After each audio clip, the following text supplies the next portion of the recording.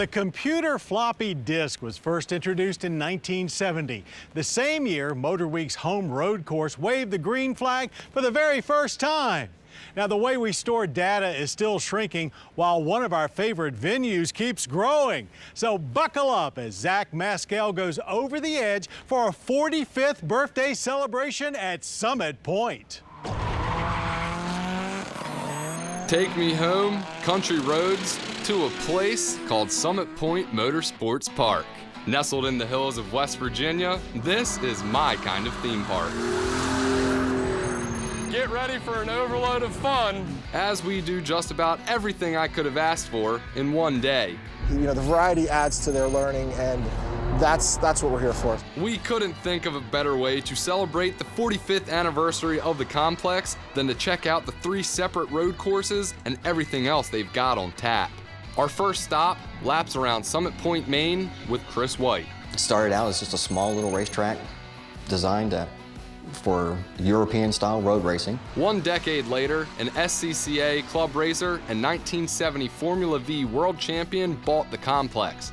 Bill Scott left Yale with a PhD, but decided to race cars instead of messing around with geophysics. He did have a terrible accident at the Nürburgring, but he still wanted to stay in racing, so he bought Summit Point Raceway and continued to develop it to the very day. A racer's career is short-lived, but Bill Scott couldn't just throw in the towel. He focused on training thousands of drivers from all over the world. Summit's footprint went from 360 acres to a massive 800. The MotorWeek crew has been testing here since the 80s, and we're nothing but thrilled. Operating within the complex is BSR Inc. They train private security and government agencies. The CIA and U.S. Air Force are among the long list to use the tracks, in addition to the bomb and 7 gun ranges. You do combine vehicle work with the shooting here on the range. What I mean by that is we'll put them in a situation where maybe they were in attack, their vehicle goes down, and now they have to bail out of the vehicle. Since I often find myself in those situations, the guys gave me some tips. Then I moved on to a less stressful but serious training. This isn't scaled up amusement park go-karts. This is scaled down Formula One cars. Bill's son, Jens, started Summit Point Kart in 2009.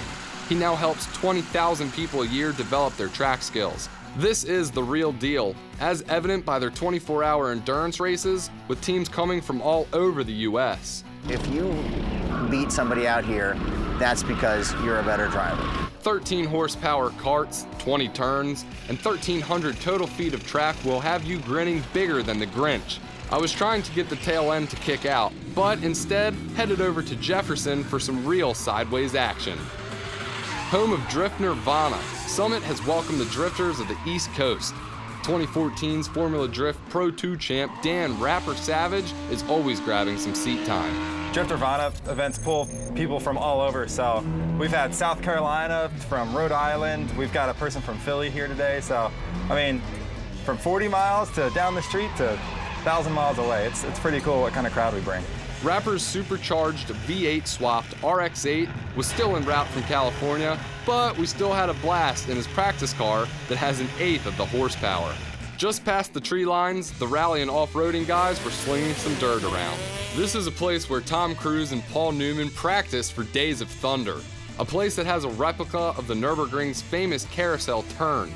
Even though he's passed away, one racer's dream continues to live on. The man was a great gentleman and a great racer, and I'm so thankful for Bill Scott. Here's to the man who made it all happen and those who continue to build on his legacy.